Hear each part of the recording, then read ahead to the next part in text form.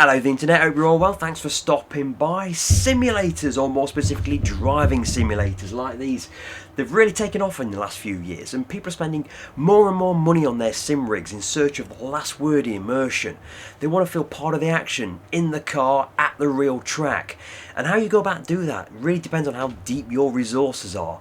You can have a triple monitor setup that wraps around you, but to run the best games in the best possible resolutions you need an expensive graphics card, possibly £1,000 to £2,000 worth of graphics card to be able to do that, and not everyone's got that kind of resources available. I certainly haven't. Or you could go virtual reality, get a virtual reality headset, which again aren't cheap, but then you've also got the issue of nauseousness. I get nauseous, seasick almost, and I can't play virtual reality for very long, so it's not an avenue I want to go down. My sim rig, it's got a single widescreen monitor, which means I can play the best games in the highest resolutions with a modest computer, but it has an issue that if I want to look to the side of me at other cars or look in the wing mirrors, I can't really do that unless I set up a button to do that, and it loses the immersion somewhat, and it doesn't quite work properly. But there are solutions to this. You can get head trackers, and there are a few available. The flight sim guys, they'll always tell you about Toby or Track IR, but they're not expensive either. The Toby system could be anywhere between £200 and £300 depending if it's on offer, and the Track IR is certainly well over £100. They rely on additional hardware as well as software. But there's something else I stumbled across during the Black Friday deals. I was looking on Steam at some games, and I stumbled across Beam Eye Tracker, and there was a demo of it which I downloaded. It doesn't last long. It's only a few hours from when you first start playing it, but it was enough to get me to have a go at it and see if it worked. And I thought, actually, this works all right. So I invested my own money in the full version. It cost me it was just over £20 during the sale it was on, and apparently it's on sale quite often. And I've had a few days to play with it and see what I think of it, and it's pretty good actually. So I'm just going to run through a few games with you now. Now, although it's only £20 to £30, you do need additional hardware. You do need to have a webcam to track your eye and head movement. But once you've got that, and it doesn't need a really expensive webcam. Now, I've got a webcam behind me. It's a Logitech Brio, which is a 4K webcam and can run in very high frame rates. And it's a very, very good and also quite expensive webcam. But I wanted to see if I could do it really on a budget. So I'm using a Ugreen webcam. I got off at Amazon for just, I think it was about £15 I spent on it. And it only runs at 30 Hz, 30 frames per second. But I've been using this, and it works really quite well. It works really quite smoothly. Yes, it does work a little bit better with the Logitech Brio, but if you want to do this properly on a budget, you can buy the Beam Eye Tracker for around about £20 to £25 depending on when it's on offer, and a webcam for £15 to £20. Less than £40, you've got a full setup, full head tracking setup. And I've been playing it on all the best-selling driving simulators, and it works really quite well. Okay, once you've downloaded Beam Eye Tracker from Steam or wherever you're going to get it from, you need to open it up, and it will sit down in the right hand corner of Windows in your quick start menu, and we're going to need to calibrate the camera. Very easy to do this. Look in the center of the screen, click with your left mouse button, click in the top left, top right, and bottom left, and that's it as far as the calibration of the system is. There are a couple of other tweaks we can make here. So you want to go back into the settings. You can calibrate where the camera is sitting on your monitor, whether you want it on the top of the monitor, on the bottom of the monitor, and it doesn't even have to be in the center. Mine's off to the left a little bit. And you can also say whether the camera is pointing down, pointing upwards, or pointing straight at you. And you can also say whether the camera is going to be exclusive for Beam Eye Tracker or shared with your webcam operating software. And also there, check the resolution and the frame rate of the camera. The higher the frame rate, the better it is in capturing your eye movement. But 30 Hz, perfectly fine, I've found. Now, one last important thing, make sure you click this button here for the game tracking. It won't start tracking in game until you slide that over to the right. Now, there is one more piece of software you need to download additional to Beam Eye Tracker, and it's called OpenTrack. This is on screen at the moment. It's a free head tracking app. It comes up as part of the installation package, and you need to install this before it'll work. There are a couple of things to configure here, such as setting the input to eyewear Beam, but it'll run through this as you're installing the Beam Eye Tracking software. It's a bit frustrating that you have to open two separate pieces of software before the whole thing will work inside your games, and you need to do that before you start running your games. Bit frustrating, but it's the way it is. You can see from the octopus thing on screen that it is tracking my head pretty accurately though. But now that's all configured, let's go ahead and play some games. I'm going to start off with F1 24 by EA Sports. We've got the cameras seeing me in the bottom of the screen there, so you can see that as I move my head left and right, the eye tracker does correspond to my movements. Now I ought to say at this point, I apologise for the standard of my driving in these videos. I'm paying more attention to what my head is doing and the perspective of what I'm looking at rather than what I'm doing with the car.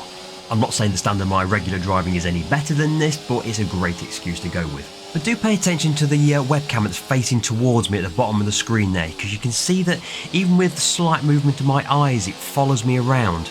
Although I'm doing some pretty obvious movements with my head to emphasise it, you can see that it's my eyes that it's also concentrating on. If I tilt my head left and right, then the camera also tilts left and right. I think it's really quite good, this is. It does take a few minutes to get used to it, because you perhaps want to turn your head more than you need to.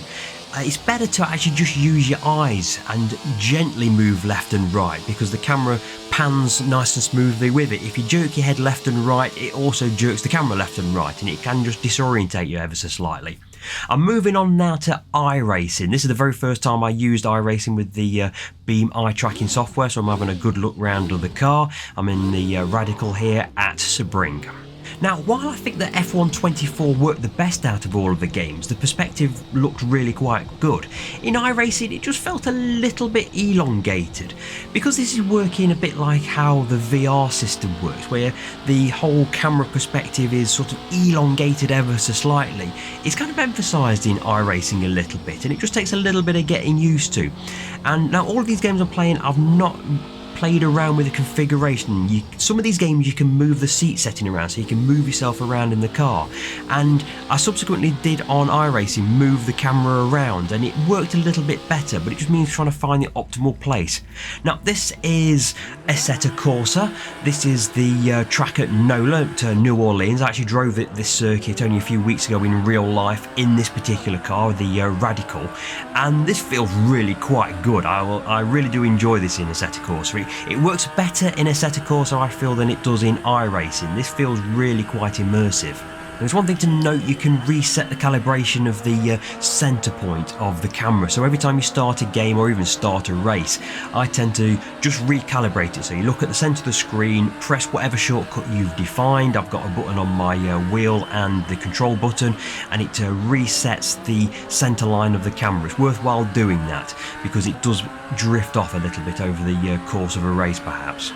But having played this for a quite extensive period of time now, especially on Assetto Corsa and F1, I found this to be really quite natural actually. Certainly feels a lot better to me than virtual reality does. This is Assetto Corsa Competizione. This is Spa in the McLaren. It's not a game I play a great deal, this isn't, but you can see that it works pretty well. Again, you get the kind of elongated effect, which just takes a little bit of getting used to, but it works really quite well. And I've got no complaints with it, certainly in this game. Like I say, it doesn't work in every game as well as it does in some games, and some games do take a bit of getting used to, but you can recalibrate things. If the game allows you to move the seat setting around, you can fine tune it just so it's in the right position for you.